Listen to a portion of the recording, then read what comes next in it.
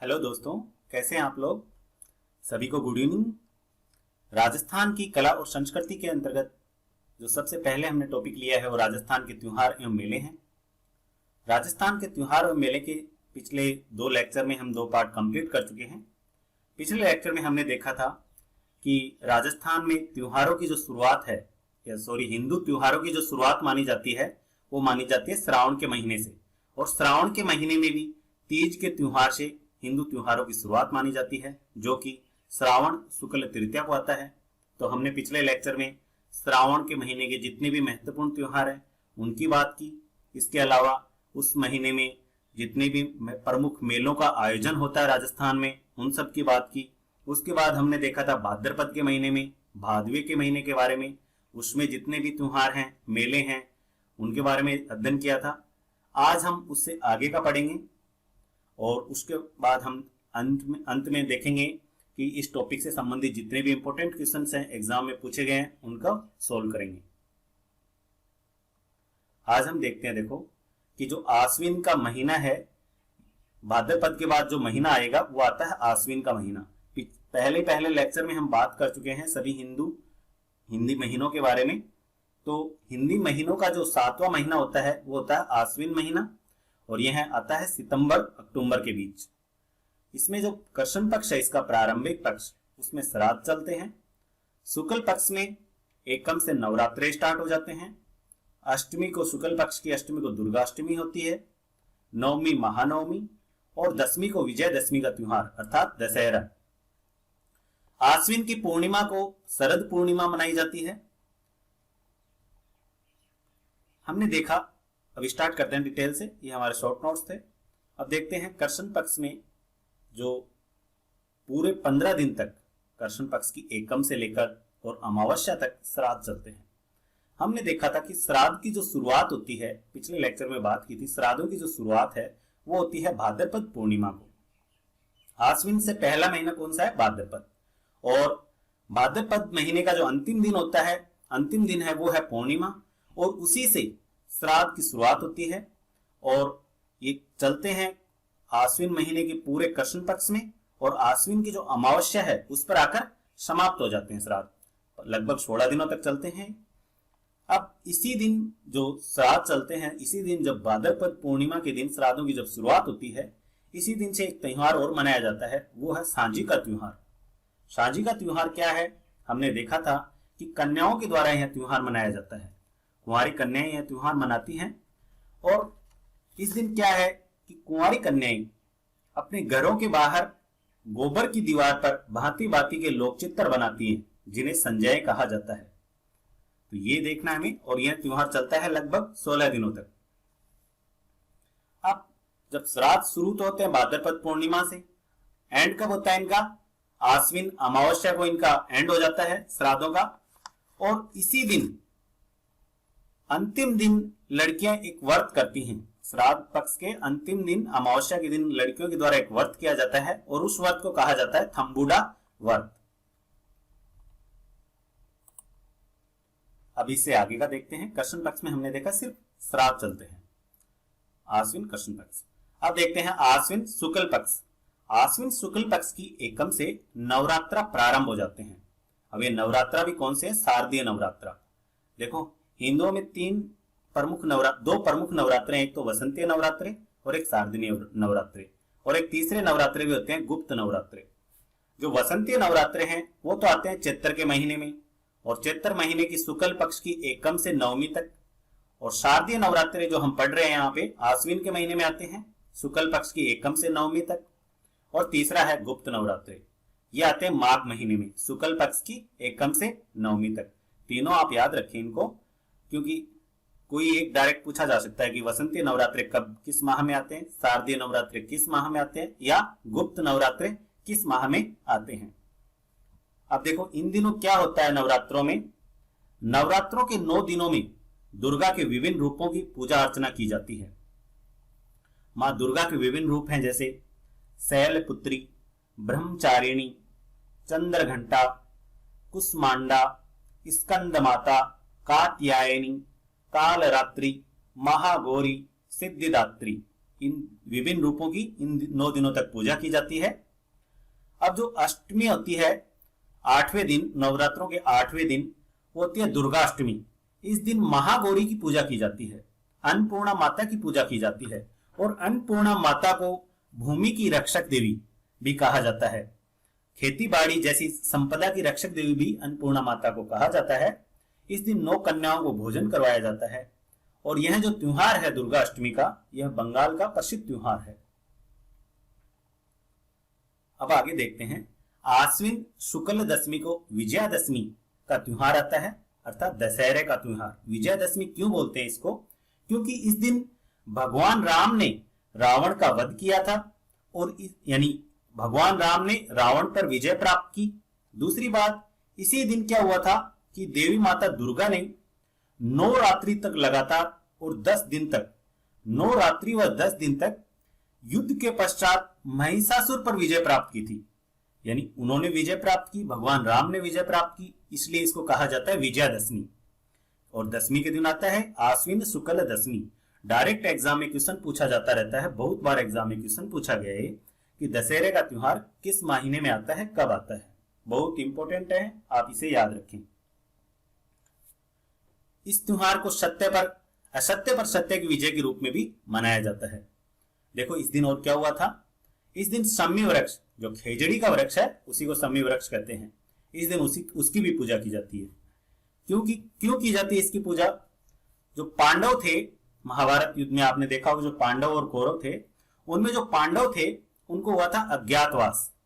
अब पांडवों का अज्ञातवास जैसे ही स्टार्ट हुआ, उन्होंने अपने सभी हथियार एक गठरी में बांधे और गठरी में बांधकर खेजड़ी के वृक्ष पर रख दिए। और खेजड़ी के वृक्ष से कहा कि हे समी वृक्ष, हे खेजड़ी वृक्ष, हमारे इन हथियारों की रक्षा करना। और जिस दिन उन्होंने ये कहा था और जिस दिन ये रखे थे हथियार, वो जो दिन था वो था दशहरे का दिन। इसलिए खेजड़ी के वृक्ष की पूजा की जाती है इस दिन। इस दिन हथियारों की पूजा का प्रचलन भी इसी कारण से है, क्योंकि उन्होंने खेजड़ी वृक्ष पे हथियार रखे थे।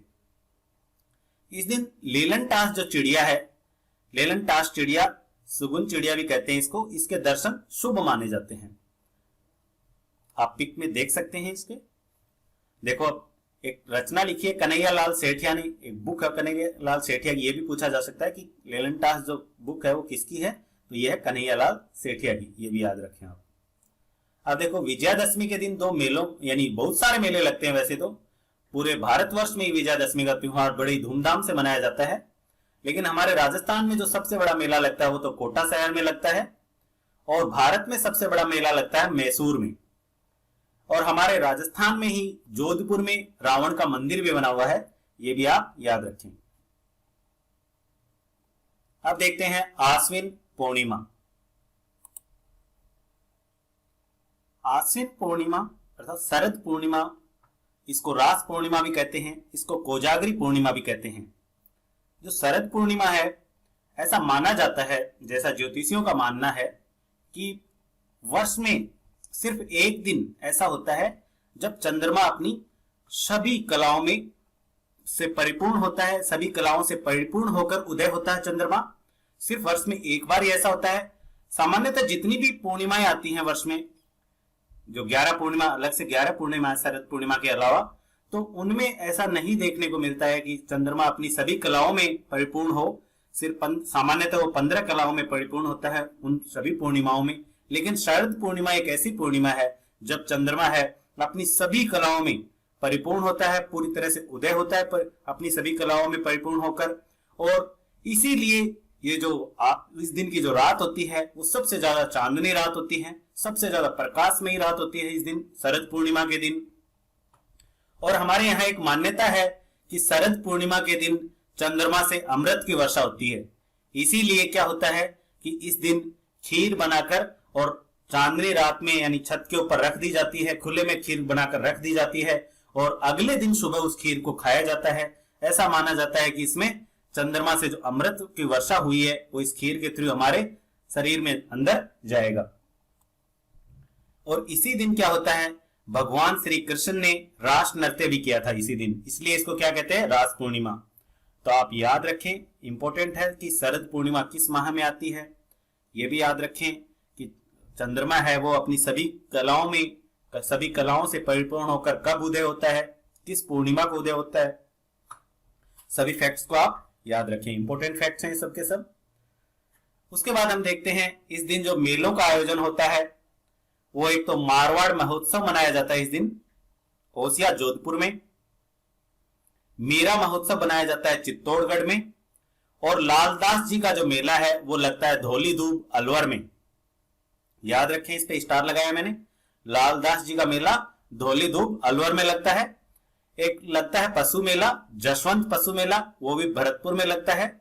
और ये जसवंत पशु मेला लगभग 5-6 दिन तक चलता है। आश्विन शुक्ल पंचमी से ही जसवंत पशु मेला स्टार्ट हो जाता है और पूर्णिमा तक चलता है मेला। तो दोनों के दोनों इंपॉर्टेंट है, इसे आप याद रखें। आगे चलते हैं, जो अगला महीना है वो है कार्तिक महीना। तो हमने अभी तक पढ़े कौन कौन से महीने पढ़ लिए। सबसे पहले श्रावण महीना, भाद्रपद महीना, फिर आश्विन महीना, और उससे आगे जो महीना आता है वो है कार्तिक महीना। और कार्तिक महीना हिंदी महीनों का 8वां महीना होता है और यह आता है अक्टूबर और नवंबर में। बहुत इंपॉर्टेंट है, यहां से बहुत सारे इंपॉर्टेंट क्वेश्चन बनते हैं इस महीने से भी। कार्तिक महीने की जो कृष्ण पक्ष है, प्रारंभिक पक्ष, उसकी चतुर्थी को आता है करवा चौथ का त्योहार। अष्टमी को हम अघोई अष्टमी मनाते हैं। एकादशी तुलसी एकादशी, और कृष्ण पक्ष की तेरस जो त्रयोदशी होती है वो धनतेरस होती है। चतुर्दशी होती है वो रूप चतुर्दशी। गलत लिखा हुआ यहाँ पर, ध्यान रखें आप इसका, थोड़ा मात्राओं की मिस्टेक है यहाँ। और इसी को रूप चतुर्दशी को चौदश होती है, उसी को रूप चौदश भी बोल सकते हैं, पर नरक चतुर्दशी भी बोलते हैं, और इसको छोटी दीपावली का त्योहार भी होता है। और अमावस्या होती है, कार्तिक अमावस्या को दीपावली का त्योहार आता है, सब लोग जानते हैं आप। कार्तिक महीने की जो शुक्ल पक्ष है उसकी एकम को आता है अन्नकूट महोत्सव। गोवर्धन पूजा स्टार्ट होती है इसी दिन से। और इसी शुक्ल पक्ष की द्वितीया को मनाया जाता है भाई दूज का त्योहार। शुक्ल पक्ष की अष्टमी को गोप अष्टमी, गायों की पूजा की जाती है। नवमी को आंवला नवमी। एकादशी 11 को होती है देवटनी 11। कार्तिक शुक्ल एकादशी को देवटनी 11 होती है। और कार्तिक शुक्ल यानी पूर्णिमा, जो कार्तिक महीने की पूर्णिमा है उसको सत्य नारायण पूर्णिमा भी कहा जाता है। इन सब चीजों को हम अब डिटेल में देखते हैं। अब देखते हैं कृष्ण पक्ष से स्टार्ट किया हमने। कार्तिक महीने की कृष्ण पक्ष से जो चतुर्थी है उसको मनाया जाता है। चतुर्थी को करवा चौथ का त्योहार मनाया जाता है। और करवा चौथ के जो होती है कार्तिक कृष्ण चतुर्थी, इसको करक चतुर्थी भी कहा जाता है। इस दिन महिलाएं अपने पति की दीर्घायु के लिए व्रत रखती हैं तथा रात में चंद्रमा के दर्शन कर व्रत को खोलती हैं। आप इसको शॉर्ट रूप में भी याद रख सकते हैं, क्योंकि एग्जाम में पूछा गया है क्वेश्चन बहुत बार कि करवा चौथ का त्योहार कब मनाया जाता है। तो आप याद रखें, देखो कै और कै, करवा चौथ, कार्तिक और कृष्ण पक्ष। अब चौथ है तो चौथे दिन होगा, चतुर्थी को ही होगा चौथ। तो करवा चौथ, कार्तिक और कृष्ण पक्ष की चतुर्थी को। अब जो मेला लगता है करवा चौथ का, वो लगता है राजस्थान में सबसे बड़ा मेला लगता है चौथ माता का जो मंदिर है, चौथ का बरवाड़ा सवाई माधोपुर में, वहां पे मेला लगता है। कार्तिक कृष्ण पक्ष की अष्टमी को अहोई अष्टमी का त्योहार होता है। इस दिन महिलाएं अपनी संतान के सुख के लिए व्रत रखती हैं तथा तारे को देखकर व्रत खोलती हैं। आगे आता है तुलसी एकादशी। इसे रमा एकादशी भी कहा जाता है। इस दिन तुलसी का व्रत एवं पूजा की जाती है और तुलसी है उसको विष्णु प्रिया भी माना जाता है।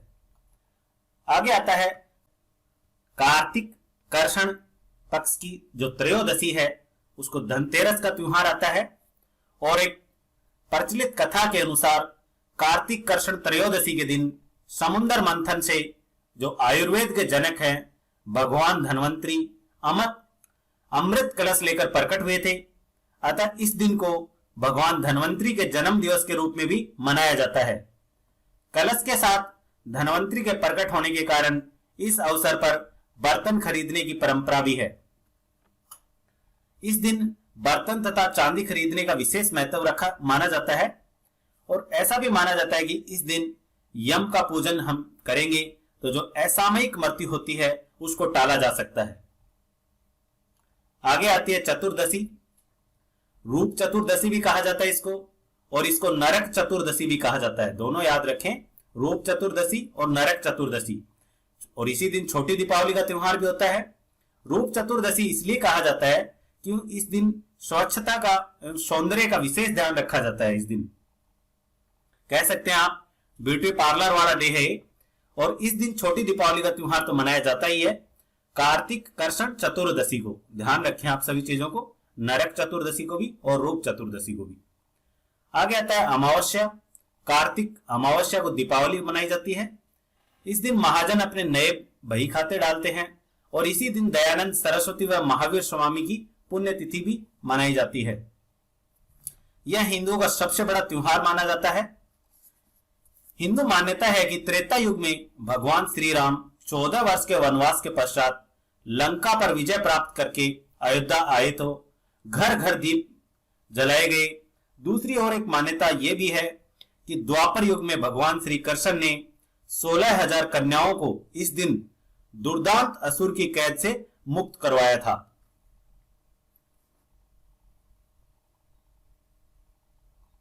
अब आगे आता है शुक्ल पक्ष। और शुक्ल पक्ष की एकम को अन्नकूट महोत्सव प्रारंभ हो जाता है और इस दिन गोवर्धन पूजा की जाती है। इस दिन गाय माता की पूजा का विशेष प्रचलन है। और अन्नकूट महोत्सव सर्वाधिक प्रसिद्ध है नाथ द्वारा का। तो आप ये याद रखें, जो अन्नकूट महोत्सव है ये सर्वाधिक प्रसिद्ध है नाथ द्वारा का। अब देखते हैं भीलों की लूट क्या है। इसी दिन ये होता है। जो राजसमंद में श्रीनाथ जी का जो मंदिर है उसमें मंदिर प्रशासन की तरफ से भीलों को लूट के लिए आमंत्रित किया जाता है। देखो, इस दिन मंदिर में, श्रीनाथ जी के मंदिर में गरम पके हुए चावलों का एक पिंड बनाया जाता है। बहुत बड़ा पिंड बनाया जाता है। पके हुए चावलों को पकाया जाता है, फिर उनका गरम पिंड होता है वो, और उनका बहुत बड़ा एक इस तरह से पिंड बनाएंगे। और फिर उस दिन सिर्फ भीलों को इसके पिंड को लूटने के लिए आमंत्रित करते हैं। मेवाड़ के जो भील हैं उनको।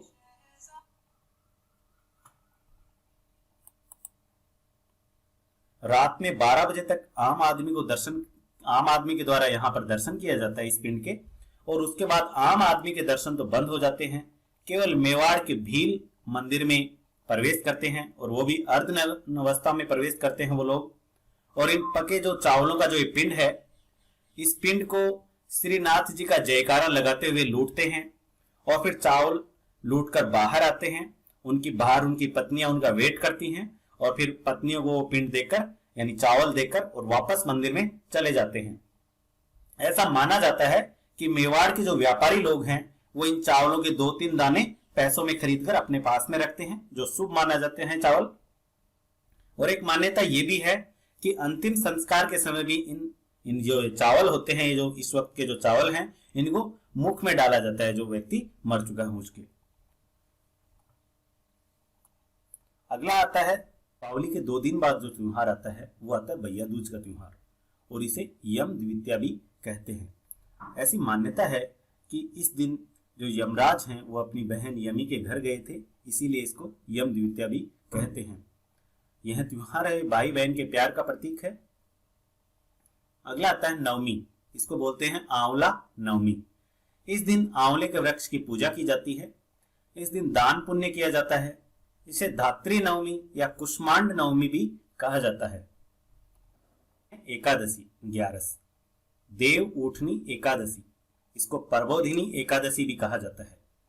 क्या होता है कि जो भगवान विष्णु हैं वो 4 महीने के लिए सो गए थे, और वो जब सोए थे वो आषाढ़ शुक्ल एकादशी को, जिस दिन सोए थे उस दिन मनाया जाता है देवशयनी एकादशी।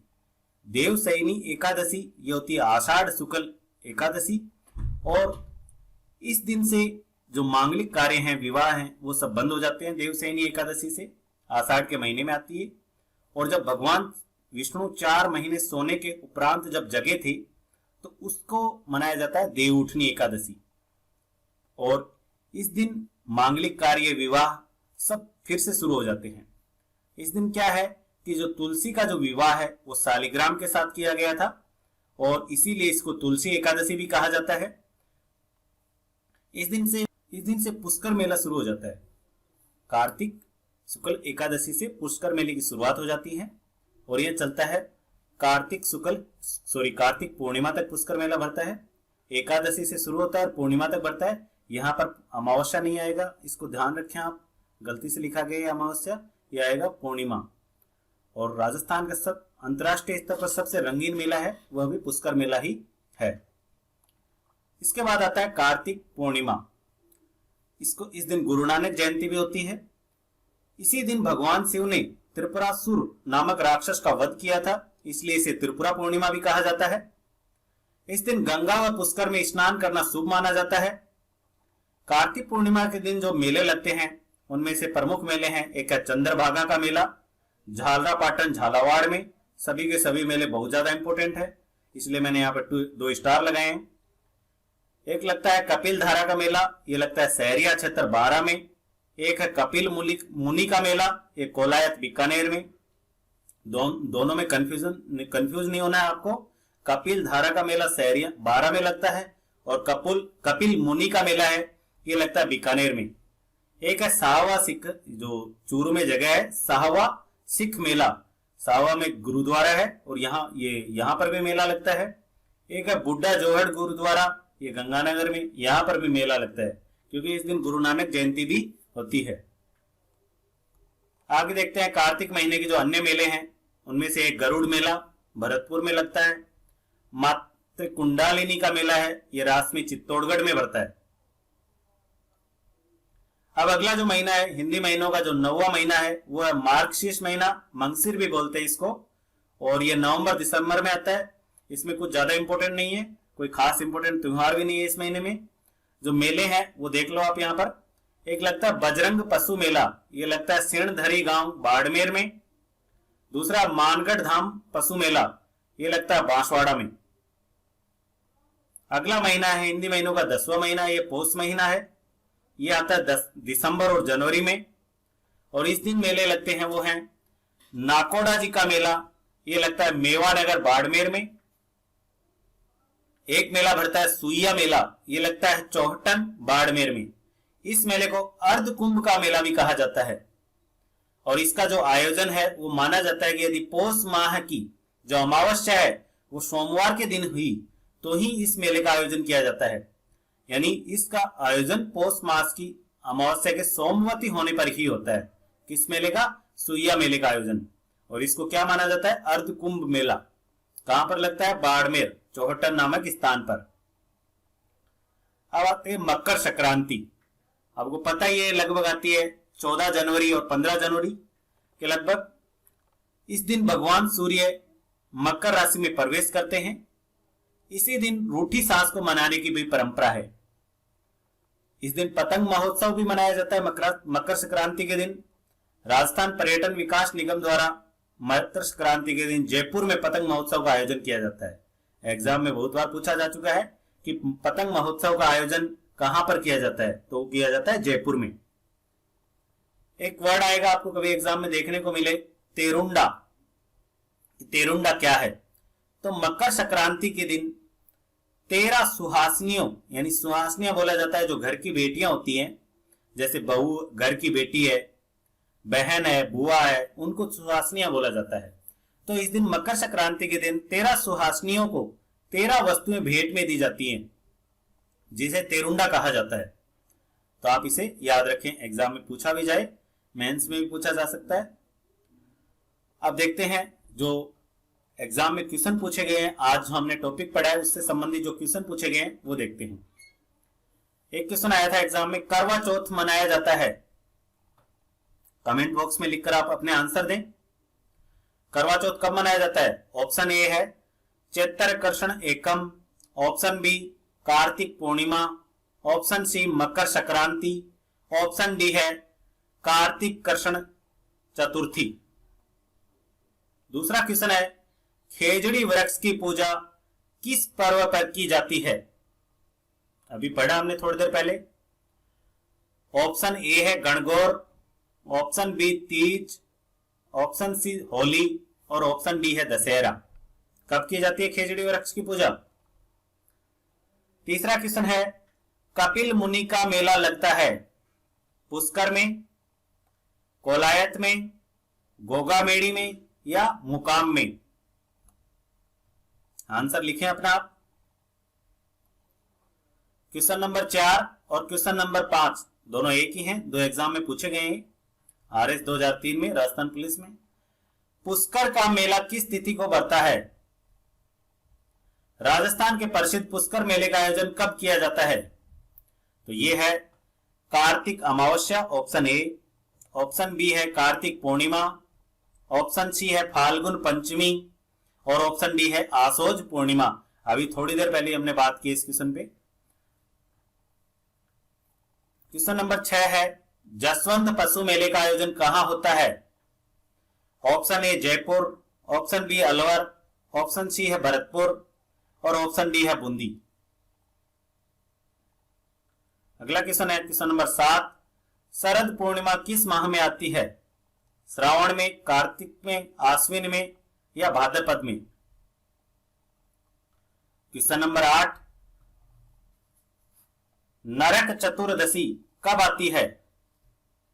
कार्तिक शुक्ल पक्ष, कार्तिक कृष्ण पक्ष में, आश्विन कृष्ण पक्ष में या आश्विन शुक्ल पक्ष में?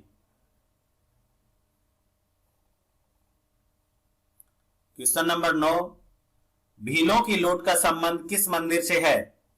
ऑप्शन ए है श्रीनाथ जी का मंदिर नाथद्वारा, ऑप्शन बी एकलिंग नाथ जी का मंदिर उदयपुर, ऑप्शन सी है गोविंद देव जी का मंदिर जयपुर और ऑप्शन डी है जगदीश मंदिर उदयपुर।